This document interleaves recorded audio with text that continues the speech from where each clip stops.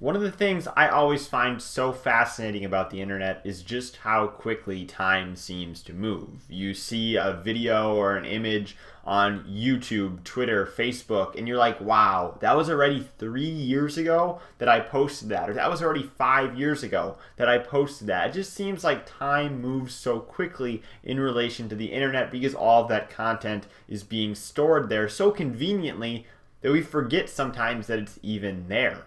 Which is why when I saw on r/games there was a time capsule made 5 years ago between the end of August and the beginning of September 2013 and has now been reopened, was exciting for me to see what gamers had predicted. Basically, the thread was a prediction platform for people to predict what would happen in the next 5 years. In other words, by now with gaming.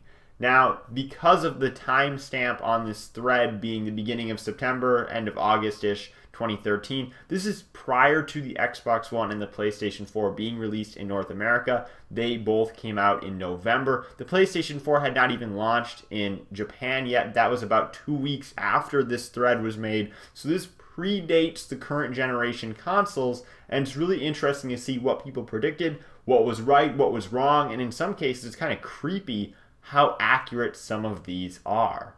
So in today's video, I wanted to walk through some of the popular responses and take a look at if these predictions ended up being real or ended up, not actually panning out the way people thought they were. So our first one is going to come from McMaya668. Prediction number one, Half-Life 3 will remain unreleased. That is true, and that, based on how long Half-Life 3 had taken to come out, even up to the point of 2013, that seems like a pretty soft prediction. That was kind of a softball one that was probably going to be accurate, and it turned out to be accurate. The Modern Warfare theme will lose popularity and be replaced with the next big theme that every other studio tries to copy. Now, Call of Duty did go into the advanced warfare era with the jetpacks and whatnot, but nobody really tried to copy them and compete with that. I think that this new theme that so many developers are copying is, of course, the Battle Royale theme. So this definitely did end up happening. Now, how about the Kinect and Move continuing to be a massive flop? Both those products are actually now discontinued, so I would definitely say that turned out to be accurate. Ubisoft has turned Watch Dogs into a franchise with at least 2 titles already out with a possible 3rd in development. Now, at this time, you watch the Watch Dogs E3 trailer, you see just how spectacular that game looks. They really, really hype it up and gear it up. And in reality, Watch Dogs ends up being an okay game, and Watch Dogs 2 ends up being an okay game. So, yes, 2 Watch Dogs games do come out. I guess you would call it a franchise. Is it, a dynasty of a franchise, a spectacular franchise? Not necessarily. I don't know if there's a 3rd game in development. If there was, there'll probably be another average game. But regardless, Watch Dogs got those 2 games they predicted it would get. The Assassin's Creed series will begin to fade from existence.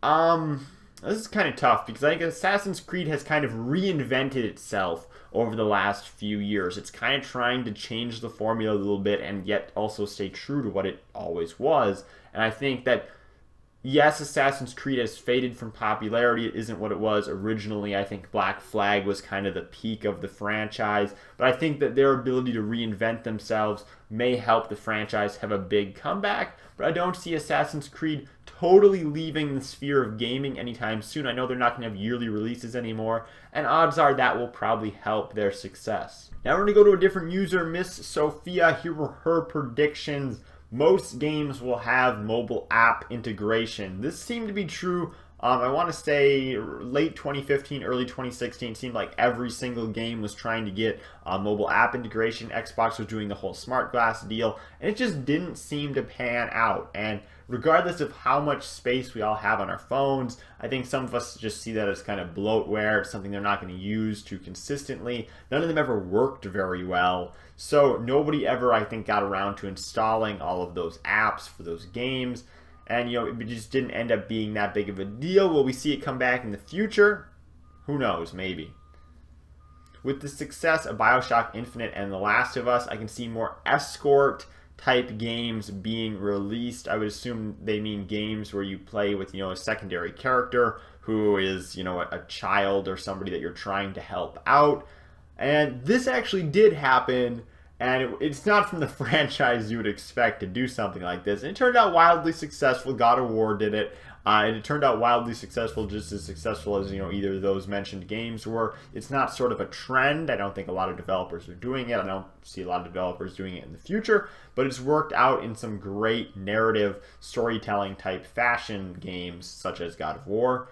Now, this guy with really just a whole bunch of random letters as his username.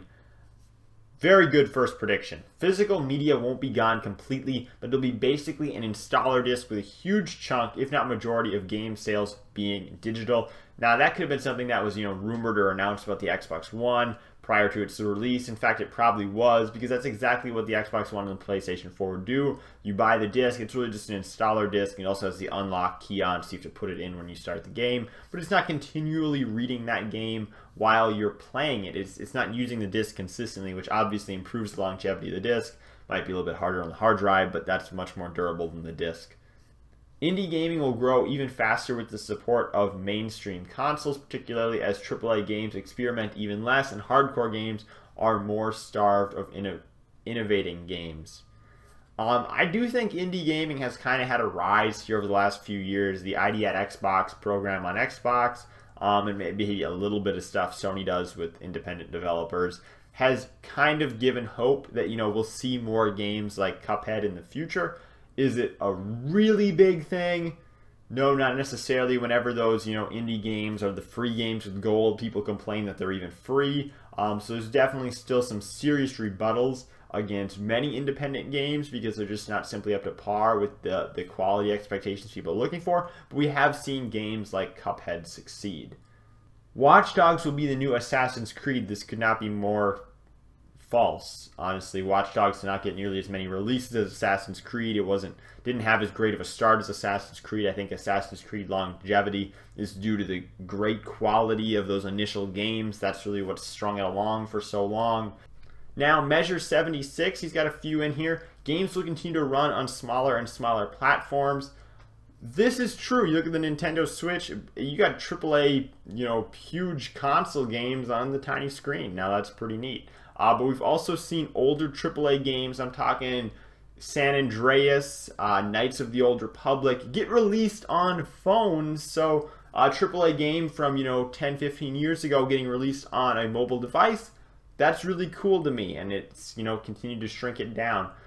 He says that's not to say that PCs or consoles are dead. It's far from it. But it's finding a way for everything to coexist. And you're getting, cooler and cooler stuff that you can fit into your pocket. And for the last one here, is this lie really a cake? Says the Wii U will succeed. And that obviously turned out to be completely false. Ubisoft would be the new EA, and they later explained further down the thread this would be because Ubisoft would release so many yearly titles, people would kind of get fed up with it.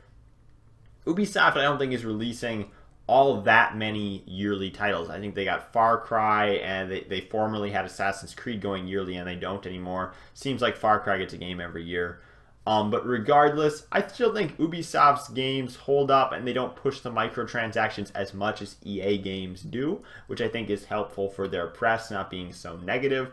And then he also mentions that a new 3D Mario will be released. Of course, that's Super Mario Odyssey. Very successful game for Nintendo. So that was a look back at the r/games time capsule. Did you guys see any predictions in here that really stuck out to you and you were super impressed? Actually was something that somebody could predict in 2013 because it's like, wow, that turned out to be true in 2018. There were definitely some in here like that for me. Hope you guys enjoyed this video. Thank you for watching. I'm Bailey, and I will see you in the next one.